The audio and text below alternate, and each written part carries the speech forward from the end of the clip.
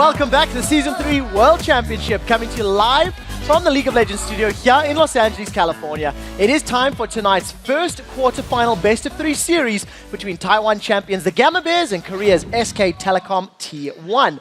Right now, though, let's send it over to Shox on the main stage for the introduction of tonight's starting lineups. Thank you very much, Trevor. And ladies and gentlemen, it's time to meet the teams for tonight's first quarterfinal best-of-3 series between the Gamma Bears and SK Telecom T1. Starting on the blue side for Game 1, it's the Gamma Bears. Let's meet the team.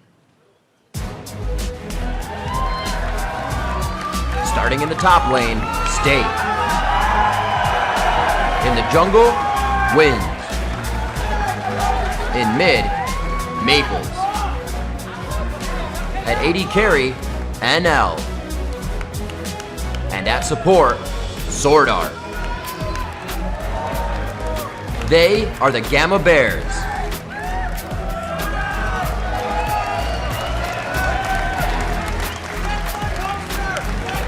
And starting on the red side for Game 1, it's SK Telecom T1. Here's tonight's starting lineup. Starting in the top lane, Impact. In the jungle, Bengi. In mid lane, Faker. At AD carry, Piglet. And at support, Pu Mandu. They are SK Telecom T1.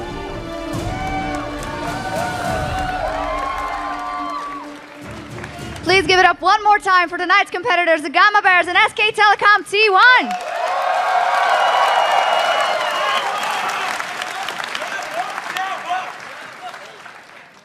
Gentlemen, please take your positions. Good luck and have fun.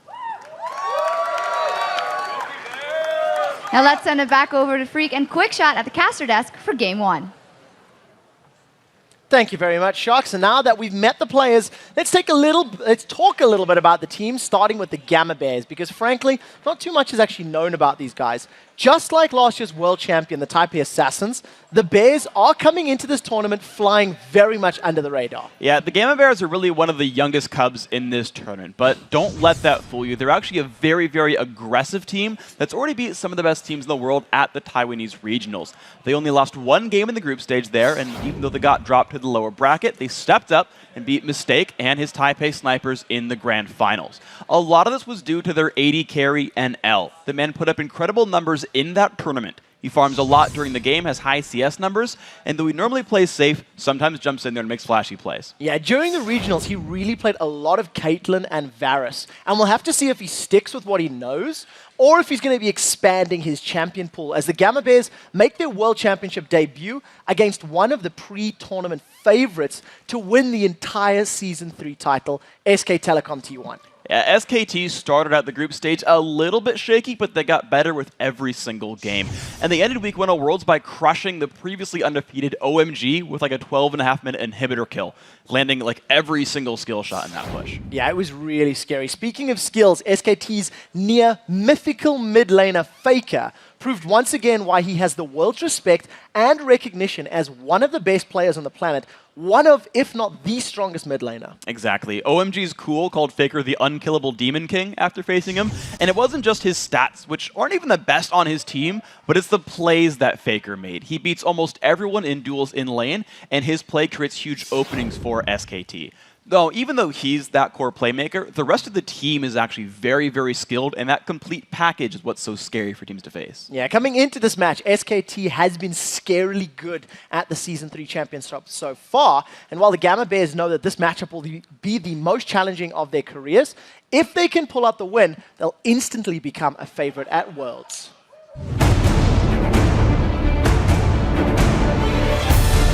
其实一开始我之前都有在看欧拳，就韩国麦球联赛。那时候我在发现，我觉得其实 SKT T1 真的是一队很可怕的对手。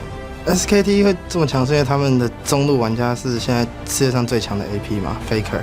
일단 8강에 올라온 팀들은 저희보다 준비를 더 많이 했을 거기 때문에 모든 팀이 다 무서웠고요. 일단 그 감마웨어스의 키플레이어가 정글이랑 탑이라고 하는데 저희 정글 탑이 좀 잘해주면 게임을 쉽게 풀어나갈 것 같아요. 虽然感觉一开始就直接挑战魔王那种感觉。 그러니까 이번에 저희 목표는 결승이니까 가뿐하게 8강 넘겨서 4강 진출하도록 하겠습니다. 而且碰上 SKT T1，我觉得如果我们赢下这场的话，我们很有把握可以拿下世界冠军。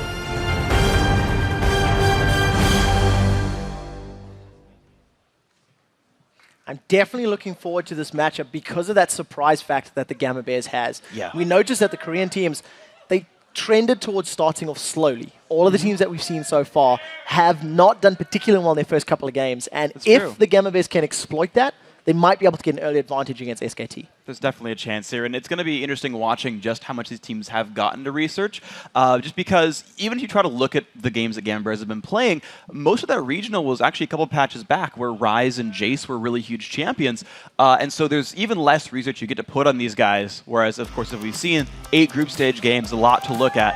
And the one thing I actually want to point out here is going to be Zed, because so far we've never seen Maple play that champion. Even when they're blue side, they'll ban it out.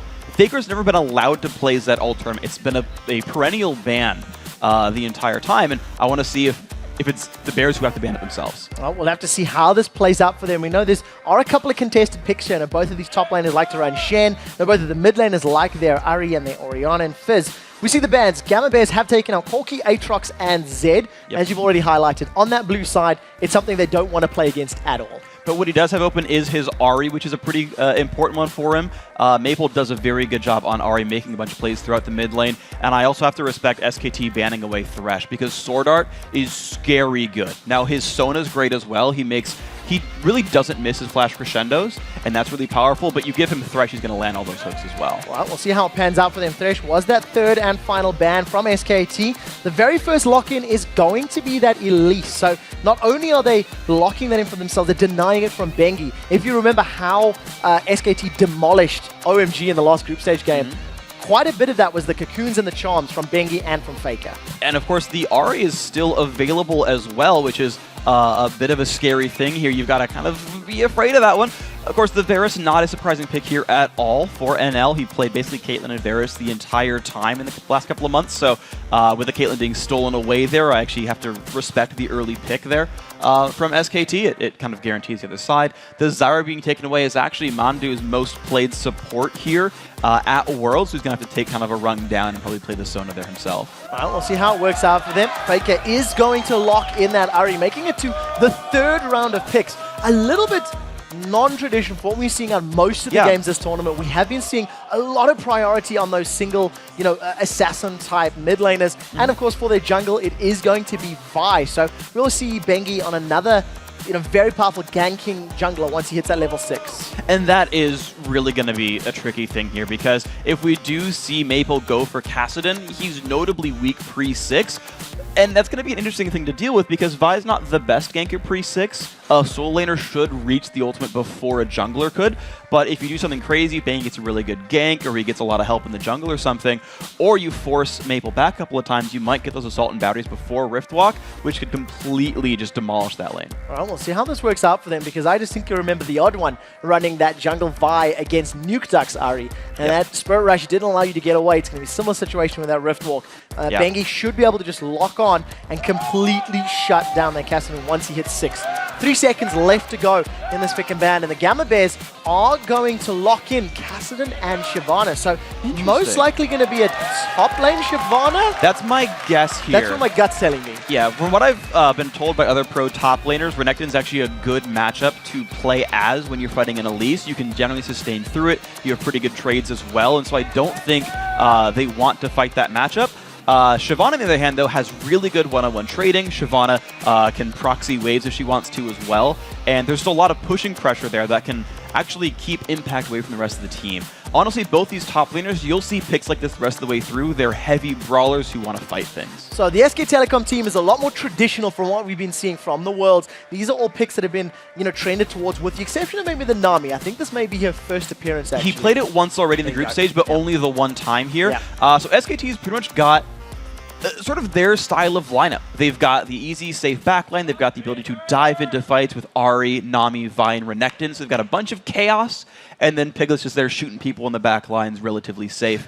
It's a good SKT lineup. Relatively safe. We'll see how well that Siobhan and Elise can get to him. And while the teams are loading into the very first game of this best of 3, let's take a look who you guys at home think is going to win this series. According to LOLesports.com, 72% of you think that SKT will be taking on Najim Black's sword in the semifinals. Yeah, and of course the analysts said SKT as well. Honestly, these guys were the favorites to win the whole thing before we ever even saw them play. We're looking at them now. You heard the analysts say how scary they are. Certainly, the SKT lineup is merciless, but I always want to play the underdog story. It's one of my favorite things to talk about. Gamma Bears here are in the exact same position as Taipei Assassins last year. They have to play a Korean team in the quarterfinals. Oh, yeah, that's going to be hilarious, right? Sword's going to demolish them. No. Right? And the entire way through, TPA was the sleeper who kept hitting there. And you know, maybe the Bears are coming out of hibernation. We'll have to see how well they perform on the Rift. They've already pulled out... That's a sigh from the audience. I like these guys. That was not applause. I definitely want to see how this composition is going to work out for them. We have seen a top lane Shyvana once this tournament already. Darian ran it against Fnatic, and I was not particularly impressed by it. You can see we are loading onto the Rift, ladies and gentlemen, for the third quarterfinal of Worlds. It's the Gamma Bears taking on SK Telecom T1. And we'll see how well this team comp works for them. We talked about how they're a little more difficult to scout, and we're already seeing a composition that we have not seen from them this weekend. All the crowd control is actually mostly coming from their duo lane. You can see that large numbers of SK Telecom are hanging out in and around the river. Yeah, this is just interesting because you talked about the unscoutability. A lot of these picks are completely new for the Gamania Bears. Those the top laner and mid laner specifically are things that wouldn't have been easily scouted. These are new things they've picked up that SKT is going to have to adapt their bans to as this game goes through. But we're looking at the level 1 setups here, and it's I think, proper deep warding. These are wards that will let these teams know the jungle routes so that teams will know if they're about to get ganked or if they're safe to push really hard. And those are just important for the first 3 to 4 minutes of the game to know what you can get away with. Well, we'll see how the teams do decide to settle their lanes. There is a lot of options available to try and shut down your opponent's solo laners if they wanted to go for those lane swaps. But as it stands, we may be having head-to-head matchups as both of these teams just do this warding dance, really. They've got full vision of one another over the last 20 or 30 seconds, and it doesn't look like we're going to have any invades. No real invades, just for the wards right there. And both these teams got relatively equal information out of this, though SKT's ward in the bottom jungle is a little bit deeper. At the end of the day, it really just means they'll see when they go towards red buff and near the wraiths and whatnot, and it tracks jungle movements. That's what those wards are for. And when you consider how scary jungle Elise is, the fact that you can gank for Zyra with a 0.75 second root, I believe it's a 1.5 second stun off Cocoon, you can kill someone to that kind of damage. So it's important for SKT specifically to know where Wins is going. Well, we'll see how well it works out for them. You can see Win starting on his blue buff, while Bengi is about to secure his own buff. And we're going to have this straight-up 1v1 matchup. You can see Faker already just landing auto attack after auto attack onto that melee carry of Kassadin. We'll see how well Maple can do in this mid lane, because Faker's Ahri has been incredibly good throughout this tournament. We've already got an inkling of offense, though. You actually saw Bengi running down early on. He didn't actually decide to get anything for that. But the one thing to point out, actually, is that the duo lane for the Gamania Bears is pushing first. They're actually going to have level 2 first. They'll have the ability to trade a little bit more. And dealing with Zyra spawning plants on you, like, forever and ever is very difficult. They're actually going to go in... Ooh, almost. A little excited there. It's not landing on Mandu. He's able to sidestep it, but we do see a small CS advantage for NL thanks to that aggressive pushing on this bottom lane, and managed to push the wave up to the tower, so this should reset lane overall. We do see Maple falling behind in the CS in the mid lane, 6-11, but that is to be expected in this matchup. It is going to happen right here. It's a melee versus range matchup, and Kassadin's forced to last it with spells half the time. And as you've sort of seen, even from Peke's Kassadin and whatnot, you can sit there, as long as you don't die or miss XP, you're pretty much going to do okay as far as a Kassadin lane goes. It's really when you get the tier and the catalyst completed that you sort of turn on. When you hit close to level 13, you really start getting abusive and scary. So that's the lineup we're going to look for here. One thing I want to point out for the Bears, though, is they've hit literally every minion in the bottom lane so far. 19 is perfect for this point. Well, let's see if they can keep that one up. NL, we talked about him coming into this matchup. He does have that passive CSing style in the laning phase. He likes to farm a lot.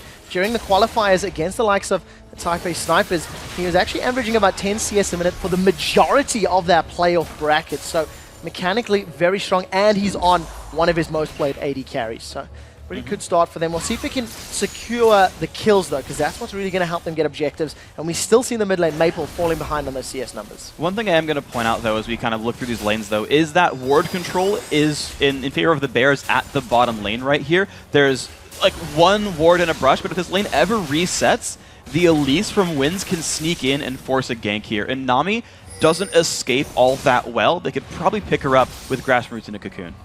See if they can manage to land any of that CC. That's what's going to help them pick those kills up. Maple now chugging through his very last potion, as Bengi does once again roam to look for an invade. He's going to run into Wins. The Cocoon does land, as well as the volatile Spiderling. Bengi's going to charge up the Vault Breaker. Does manage to get up, but we see Wins is chasing for this one. He does repel forward. Now there's no Spirit Rush down in the bottom lane. Piglet's now in trouble. He's cleansed the Ignite. That's a flash forward from NL. A great bubble from Mandu. Throws NL up in the air. NL continues to auto attack down, and we see Mandu force backwards. That's a 2v2 win for the Gamma Bears. Yeah, it's three Summoners belts for three Summoners for three Summoners, but really good trade right there. There's only a flash up for Mandu and a barrier for NL, and now you can see Wins. I like this move by him. He's come to the mid lane to shove it out to allow Maple to run back to base. A fight in the top lane. Oh, Impact's going to slice out. Does have that dice available. Not going to be needed, as now Bengi's coming in from the river. The question is, can he get onto Stake? Stake's caught between a rock and a hard place. He may be able to pick up first, but Impact gets away. That's a flash. Flash for flash. Bengi lands the killing blow, securing for SKT. Very well played right there by Impact, making sure he didn't take too much damage. And that was the gank we also needed to see coming, was neither of these top laners came in with wards in their opening build, and you saw it capitalized there by Bengi. Well played. Congratulations to Bengi and Impact there, able to give them even more of a lead up top. Their Stake is already 10 CS behind. Thanks to Wins sort of babysitting that middle lane a little bit, Maple still holds on to that 10 CS deficit, and he's about to hit level 6, and once he's got that Rift Walk available, it's going to be much more difficult to catch him and lock him down. It looks like he'll hit that level 6 mark in time to survive any of the major ganks, and we'll probably see him be okay. The other thing to point out, though, is that even though that bottom lane should have went well for the Bears, the one thing to point out, actually, is that they both went back to base and got the same items. Both AD carries have Vamp Scepter and Doran's Blade, so the CS lead doesn't mean much yet. Oh, take a look at this. NL and Sword Art going super aggressive, but now the bubble catches Sword Art out. We do see Piglet not going in for more auto attacks, but thanks to that bubble, they do trade relatively evenly. And Wins is looking for a counter gank here in this mid lane, expecting Faker to go in, but he won't jump into that minion wave, so this will take a while for anything to pay off for Wins. Oh, the charm does land, though. Maple gets the silence down. Faker still not used that Spirit Rush. They decide to continue fighting. Up in the top lane, Stake is actually doing very well in the 1v1 against Impact. However, it does look like Dragon's Descent was used, so Ultimate's going to be unavailable until he's got all that Rage built back up. And Impact still has his, so you're going to have the Dominus back available. But Wins is showing up for the bottom lane. Gets spotted by a Cupcake, though. Does manage to get caught out. Piglet is going to back away just a little bit. You've seen Bengi. He's hanging out in that bottom lane as well. Assault and Battery is available, so a squishy Zyra or a squishy Varus could be squished into the ground if they decide to go in. Maple, once again, just CSing in this mid lane against Faker. It does look like Bengi is backing off on the minimap. Yeah, it looks like nothing's going to really happen here. I do want to point out, though, this top lane you were talking about, because even before the kill, Impact had a pretty large minion kill lead, hold on to a level lead right now as well, and Impact has gone for early magic resist. That's actually most of the damage that Shyvana deals with her Burnout, with her Flame Breath. This is going to be an interesting fight, though. Oh, we do see Impact. He throws down the Dominus, slices and just manages to chase Stake back. Stake's still trying to build up that Fury. And Impact now with some minions behind him. Don't think he's going to be confident enough to dive without that Ignite, but got himself a chunk of HP and is going to sustain a little bit in lane thanks to getting that back. Yeah, absolutely. So Impact's honestly going to probably keep scaling up in this lane. He's just plus a Negatron Cloak right now, has the same other items, so that's probably going to be a point where Wins needs to turn something around, or Impact will be very hard to deal with in these fights. It's something to keep in mind in this game. Well, Wins, we've seen him moving to that mid lane to help cover off some of those minions. Faker only 10 CS ahead. In the bottom lane, Mandu's now managed to flash away. These do see NL, he's just hit level 6. Chain of Corruption could come out. He's got the mana for it. Decides against it thanks to that massive minion wave in front of him. But Pumandu's only on a couple hundred hit points. Bengi is waiting in the wings, though. Oh, and they've got the Renekton as well. It's going to be a 3-on-2 in SKT's favor. That was a great silence onto Bengi. Meant the Assault and Battery couldn't come out. Maple tries to get the blue buff, but Bengi is going to smite that one away. Now Bengi charges the Vault Breaker and gets out cleanly. So a good blue buff steal there from SKT. That was incredibly well played right here. I don't think many Bears can capitalize anything here. Bottom lane is taking more damage. Oh, Tidal Wave actually gets pulled out. Bumandu was afraid of the committed attacker from Gamma Bears, and this is going well. You do see NL still 10 CS in the lead. Well, Bengi's going to secure his red buff in the background, but they're trading blow for blow with the exception of that first blood. And the buff steals, though, start to push yourselves towards SKT. There was actually an early gold lead for Gamania Bears, but even if you subtract the 600 gold lead that SKT has from the first blood, they actually still hold pretty equally despite the buff steals, despite everything else. I have to say lanes are completely holding on right now. What's going to matter is actually the teamwork, the mid-game rotations, which is the one point we have praised SKT for the entire tournament. If there's one strength that's going to win them the game, it's the core SKT strength. Well, we'll see if they can make it work for them. As it stands, no pressure has been applied to Dragon, as we do see Bengi moving his way towards this bottom half of the map. Still has not used that Assault and Battery either. Remember that NL is alone in this lane. Here comes Bengi from behind. The bubble doesn't land. The Vault Breaker does. Assault and Battery should be channeled in the not too distant future. In the background, Piglet and Mandu were locked up by the Chain of Corruption, but it was all too easy for Gamma Bears as they secure this, for SKT as they secure the second kill. And look how coordinated that was. Pink wards all over the river, or towards the bottom lane for the river, for Mandu to make sure that Bengi got to get in there for free without getting spotted. Those are the kind of moves we're going to keep seeing. Bengi has both the kills, keep that in mind, so it's actually on him to do well in the fights as we move forward. Well, Stake right now does have the option to dive into that Dragon form onto Impact. However, playing it a little bit more passively. Now finally dives in. Dominus has just been popped, so they've traded Ultimate for Ultimate. Impact is going to have much more sustain thanks to that Call the Meek, and we'll see if he jumps on him. For the time being, just using that AoE to at least farm up. A flash away from Stake into Burnout. Decides to back away, a little afraid of Bengi's presence. Stake now, Stake why? Bengi's going to get this Bengi comes in, the red buff is busy sticking. Impact throws down the Ignite, plus the damage over time. That's a flash ball from Bengi to get the last auto attack, and kill number 3 for SK Telecom. Very well done. Bengi has all of them. Keep that in mind. In this mid lane, already almost going down. Faker doing a very good job in this matchup as well. You're seeing the game just start pushing more and more and more towards SKT's favor. Very good charm there onto Wins as well. Gets a lot of additional damage onto that jungle Elise. He's going to be forced to back away. I think the best he can to farm. Does have a 15 CS lead over Bengi, but it's 3 kills down, so there's a pretty big disparity there as far as gold available. Charm goes out once again, connecting with Maple. Maple actually goes in. This may be more than he should have chewed. Flashes out cleanly, afraid of the Assault and Battery, but wasn't available for Bengi to use. And it's worth pointing out that all the money that's gone into Bengi has been jumped into a very fast Oracles. I feel like he's going to live here. There's a fast Oracles and fast boots of mobility, so Bengi will keep finding openings like this, but has no combat stats, which is why you're seeing Wins do so well here. Well, Wins does a lot of damage, does force Bengi away.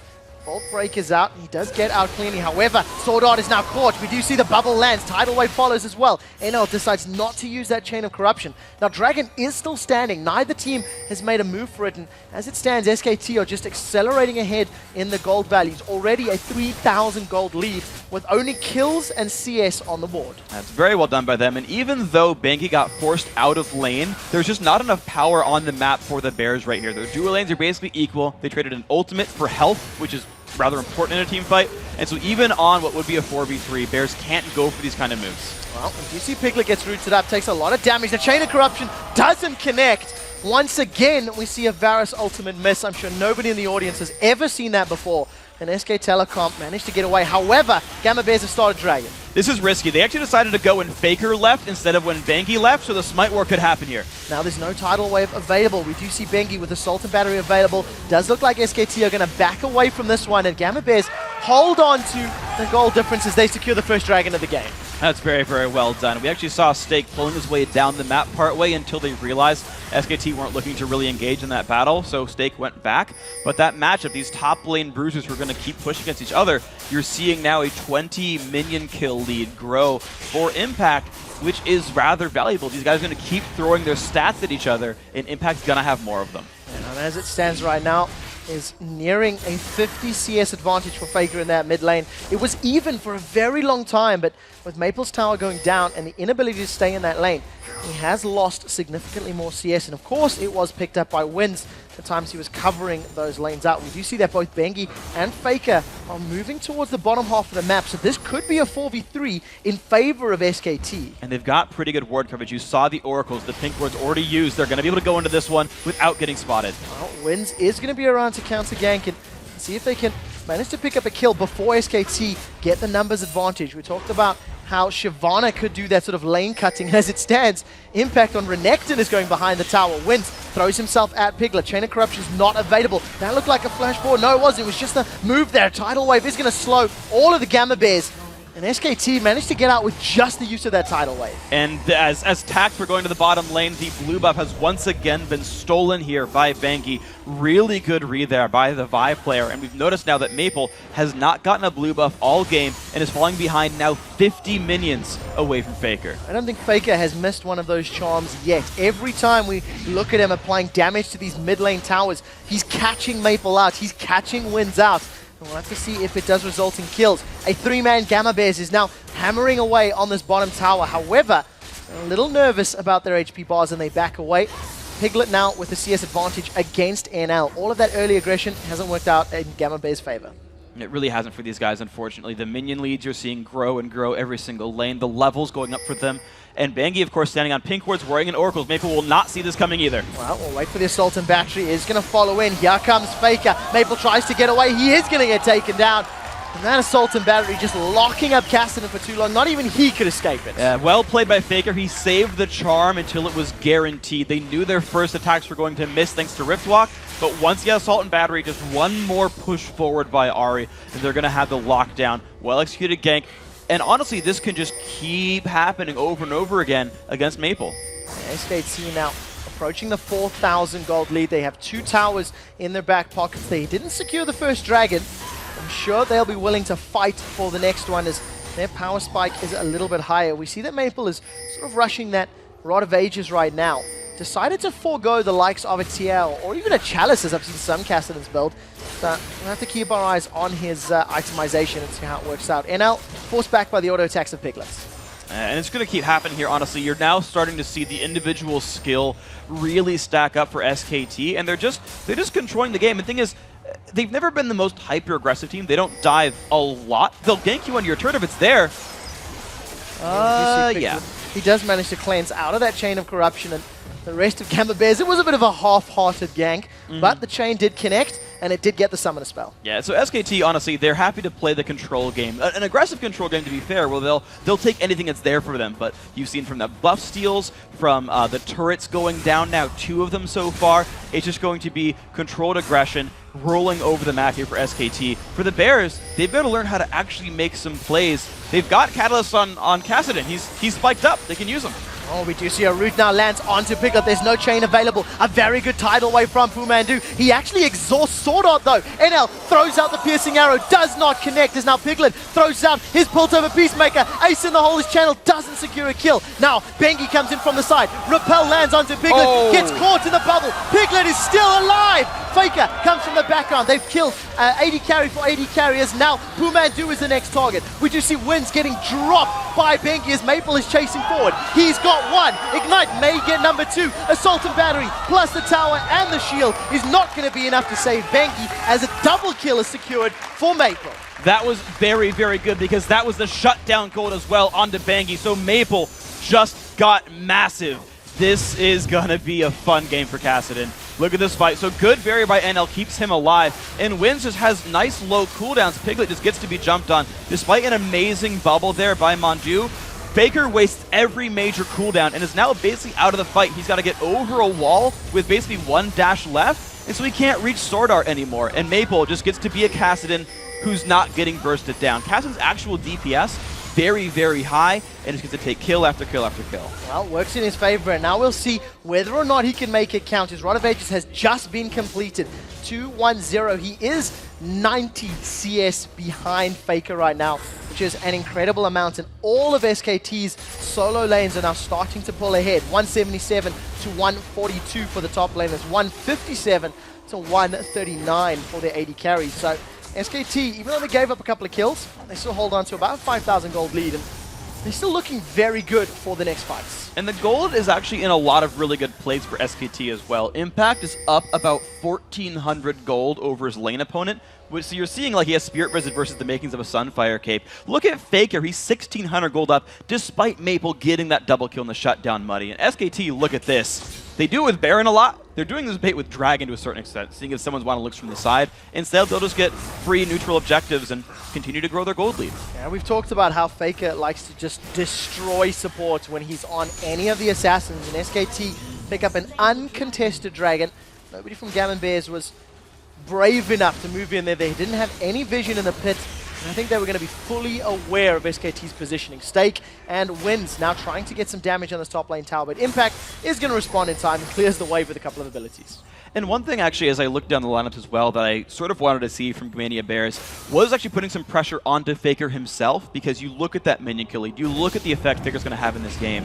And actually, I believe they never really did much with Elise Caston, who could have jumped in, silenced to prevent a flash, prevent a Spirit Rush away, and chain the cocoon off of it, and then chase down Faker. But now, well, now Faker's got a whole bunch of health. He's level 14. He's got a Negatron cloak. That option no longer exists, not to mention the fact that Mondu started to pink ward everything. The vision control is now SKT's, and they can start strangling even more of the map. Yeah, as it stands right now, Wins tried to make some ganks happen with that Elise, and he had presence on the map, but it wasn't enough to secure kills or shut down any of SKT's lanes. You see Bengi, he's roaming up to this top lane. Does have those home guards, boots of mobility. He really wants to be omnipresent on this map and make sure he has an impact everywhere. Piglet, with that Avarice Blade, earning some additional CS and trying to work towards what's going to be that static shift. So that's going to be a lot of, on-hit damage for those first couple of shots. And actually, as the AD carries have gotten more accustomed to Season 3, I believe it was Doublelift said that he actually likes Static Shift a lot more than Phantom Dancer, because team fights now, you have to be very mobile as an AD carry. You're actually going to stack up that Static Shift charge a lot more in team fights. And so even though Phantom Dancer gives you more stats for your Infinity Edge, you're just going to get more Static Shift procs. And Doublelift, if I get the player right, was saying that's actually worth more overall. Well, let's see if it works out for Piglet. He's currently 0-1-3, does have a 20 CS advantage over NL and a fair amount of items. It looks like NL's going for what we've become calling the Legolas build, thanks to Crepo. Is of course that Bloodthirster into the likes of a Lost Whisper, and you just start sniping people as a marksman should.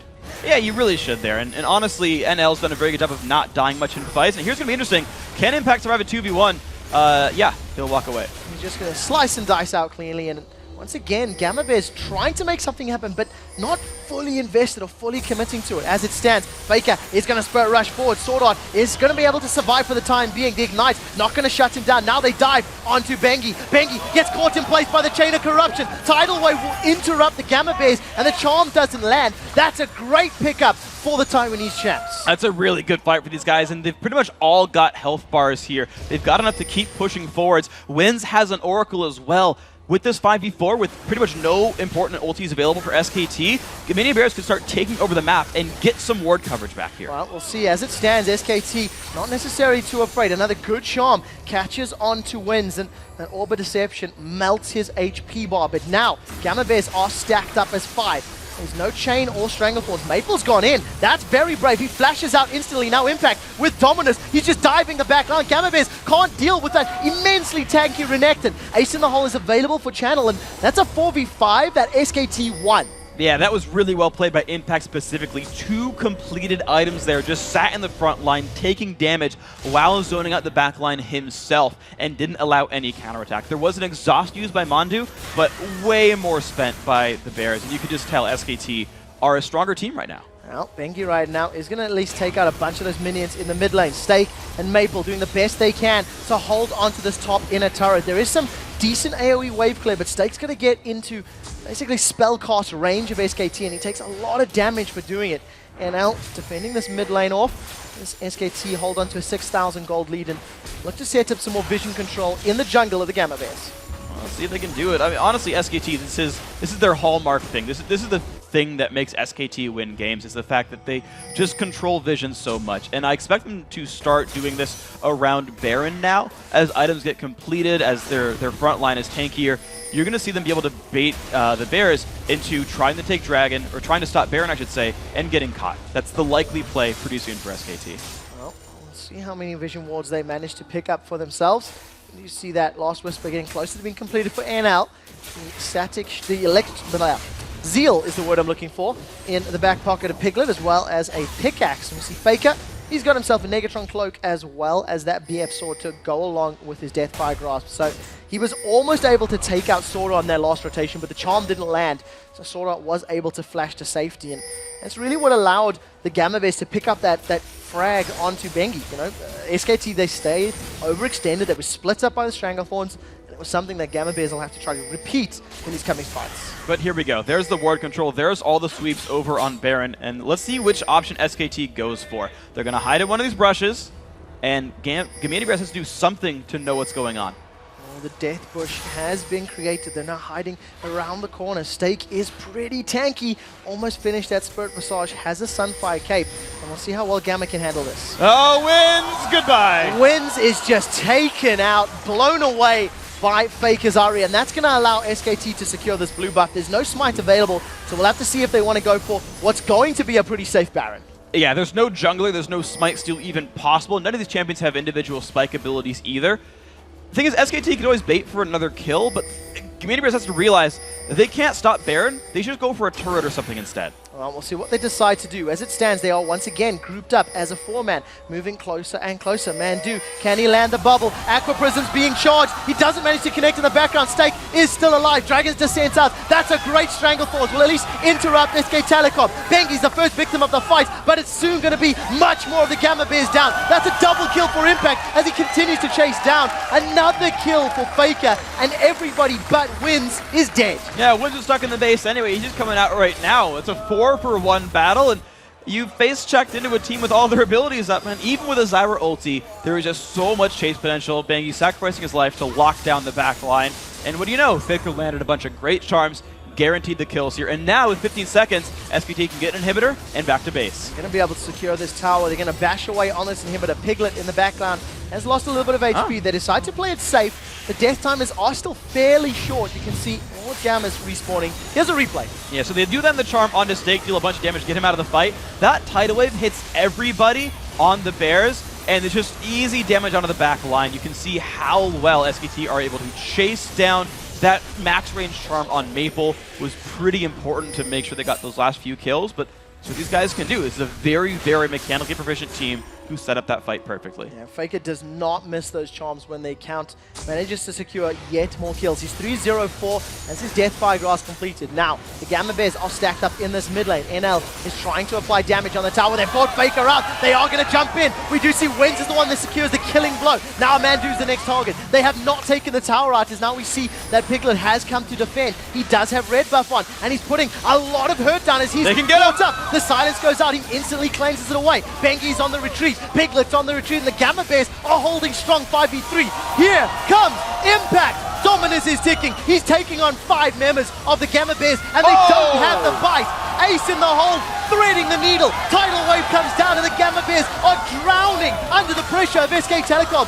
Impact is still alive. He's been tanking up the Bears for 3 full minutes, and Impact finally backs away. 2 kills on the board for SKT.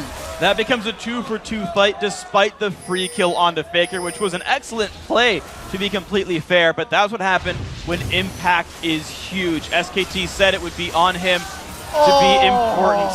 Yeah, they said it. Their top lane is going to be important for this matchup. Just watch Impact here. Dives in to get the reset and jumps on the AD carry, kills him for free, kites out some of the damage, makes sure no one can jump back in. He is basically single-handedly removing the back line of Gamania Bears. SK Telecom secure the Dragon as well on their way out. They're now 6 kills ahead, 10,000 gold, and have yet to lose a turret right now, defending all of their outer turrets. And Gamma Bears, they found a good pick, but maybe just stuck around a little too long in that mid lane.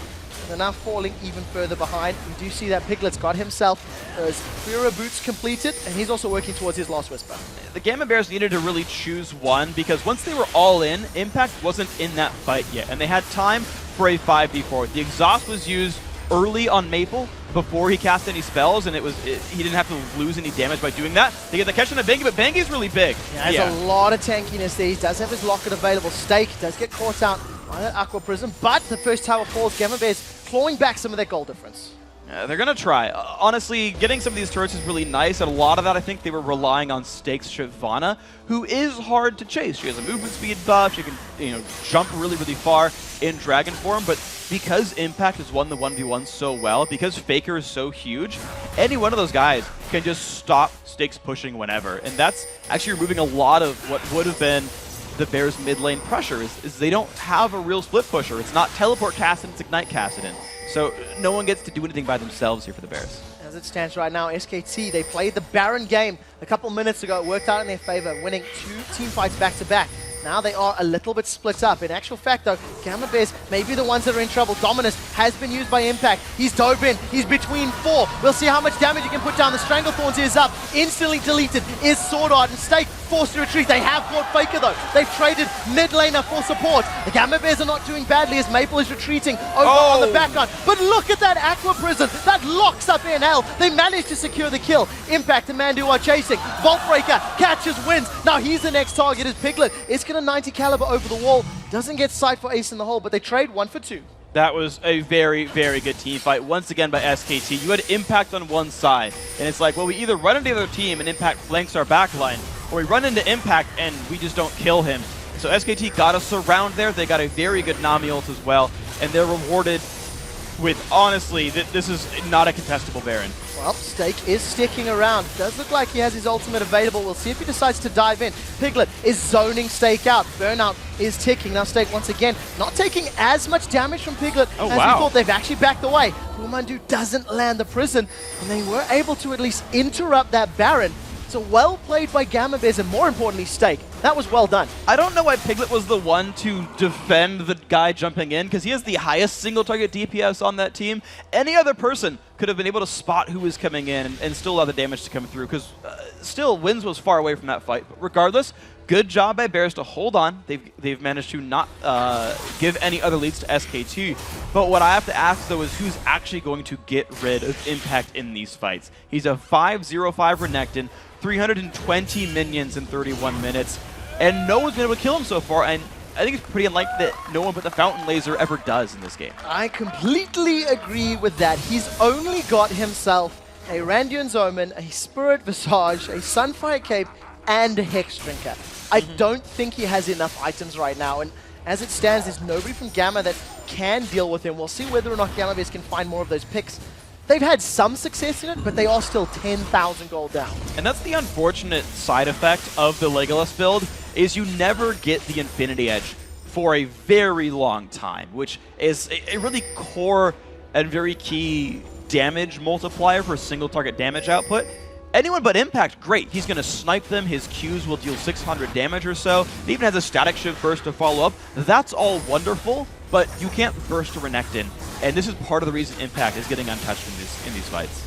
Well, we'll see how well it works out for them. Once again, Gamma Bears are stacking up in this mid lane. Stake and Impact, they were going toe-to-toe for a while. But you see now Impact has dived in. Dominus is channeling. Stake still yet to use Dragon's Descent. Tidal Wave comes in from the background. Does manage to catch 2 Sword Art, and NL in trouble. That was a good Stranglethorns, but NL is down. That's a lot of Gamma Bears damage. Removed Wins is going to be the second kill of the fight as now they turn onto Sword Art. That's going to be a triple kill for Piglet. If they can get some CC onto Maple, he'll be in trouble. And we do see him actually flashing forward, but Maple was able to get away. We did see Stake going down in the background, but this is an exposed inhibitor that SKT will secure. This is going to be a very, very easy win for these guys, and if they want, they really could go for Baron afterwards. The inhibitor goes down, they say, no, we've got minions instead. They might be able to get this. There are minions pouring in from behind them. They land the charm. Maple is down. SK Telecom all of a sudden decide to win a team fight, decide to close the game out, and the Gamma Bears are going to drop 0-1 in this best of 3 series. This is a 33-minute game, and SKT are one Nexus away from being one of the top 4 teams in the World Championship here for Season 3.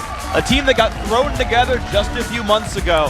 And they're already poised to take the entire world. SK Telecom playing slower, and I think feeling out their opponents, the Gamma Bears, as it stood in those lanes, didn't see too many aggressive moves, and we actually seen NL and Sword Art doing very well against Piglet and Pumandu, but just couldn't build the lead for the Gamma Bears.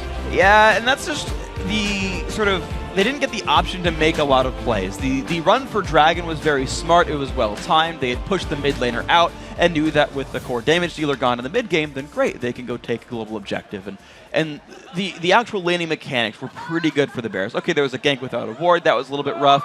Eventually the bottom lane turnaround, that was a little bit rough, but there was a pretty good early game for the Bears. They just couldn't find more things to do, which was a big weakness. Yeah, I definitely think that Wins is going to need to make those ganks work, because I feel like he tried about 4, 5, 6 times during the early stages of the game, but just didn't really get anything, impactful or meaningful. We're going to throw this one over to Riv and the gang for a breakdown of SKT's Game 1 win.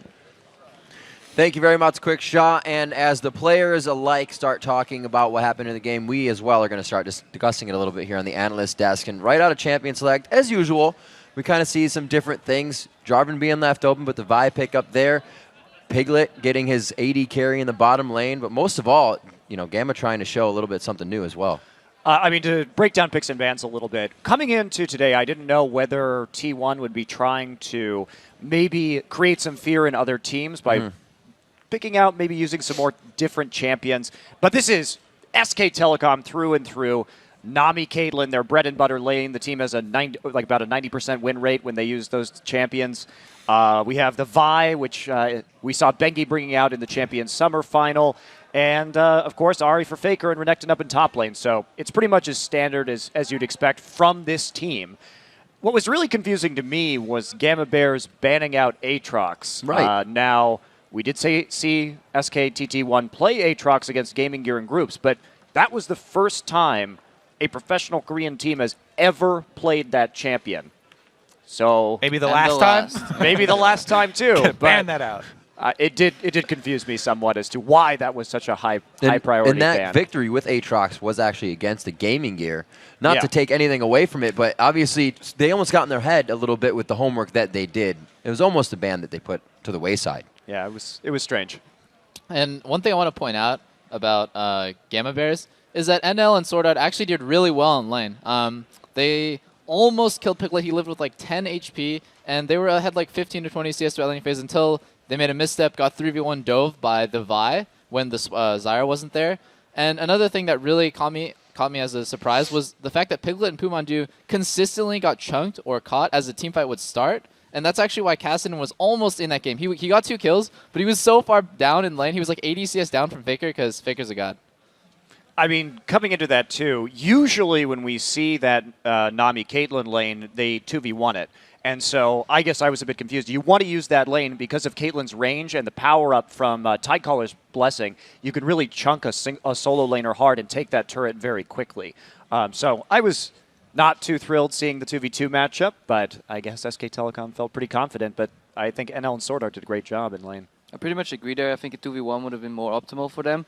While this is the bread and butter SKT comp, I don't feel like Gamma Bears was outpicked at all. I think they had the means to deal with SKT1, and there were a few holes left in strategy-wise by SKT1. The Gamma Bears, if they executed what they did a little more mechanically correct, then they actually had a chance at winning this, because against this team, Kassin can snowball pretty hard.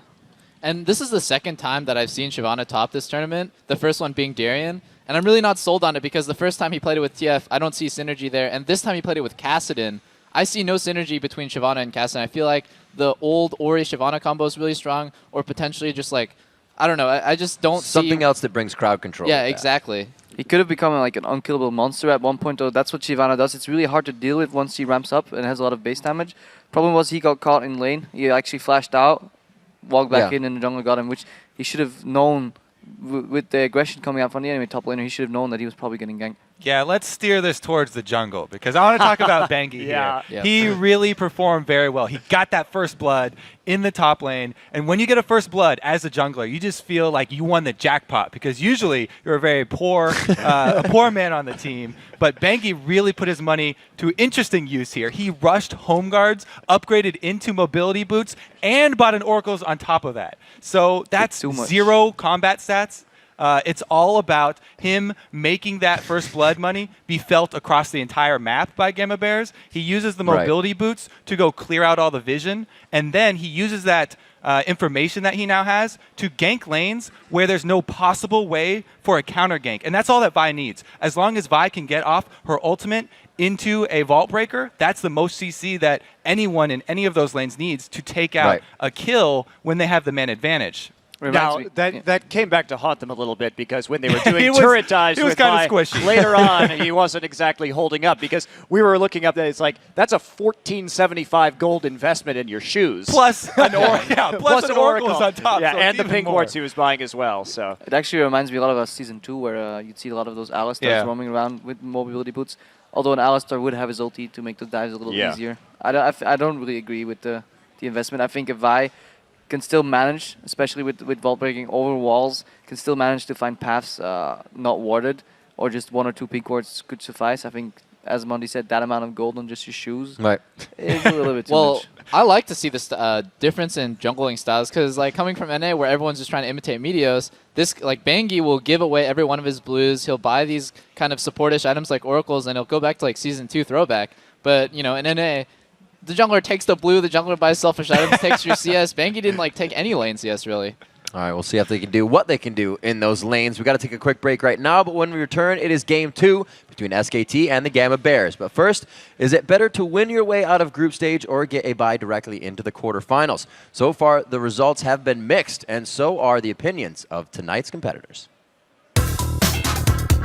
제가 생각하기에는 좀 분석보다는 게임을 많이 하는 쪽이 좀 더 유리한 것 같아요. 왜냐하면 뭐 저희가 좀 자만했었던 것도 있고 그런 것 때문에 좀 경기를 하면서 그런 것도 좀 이제 풀어 나갔고 그렇기 때문에 좀 경기를 좀 더 많이 하는 게 좋지 않을까. 而且我们毕竟是还没开始打，他们还没看我们比赛，而且基本上我觉得我们队伍资料应该算比较少，因为毕竟我们是算干实力比较少时间队伍，所以我觉得这是我们有利的地方。我觉得应该我们比较占有一点小优势吧，因为毕竟我们来得早，然后我们的调整时差方面的状态肯定也比他们调整的好一点。我觉得一半一半吧，他们能打这么多局，手会很热，就很有那个比赛的状态。